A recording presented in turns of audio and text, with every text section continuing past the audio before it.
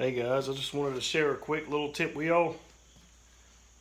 Whenever you're trying to make a little quick template to have something to mount to your bearing block, you're pretty much going to have them holes line up exactly. And the easiest way to do that, just grab your old regular piece of paper, rub your hand on just something dirty, and get your hand dirty. Lay the piece of paper over the bearing block and just use your hand almost about like a pencil, just about.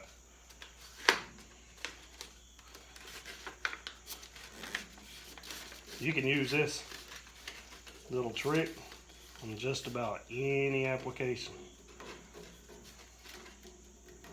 It helps that fingernails. That's one reason I do grow them out a little bit.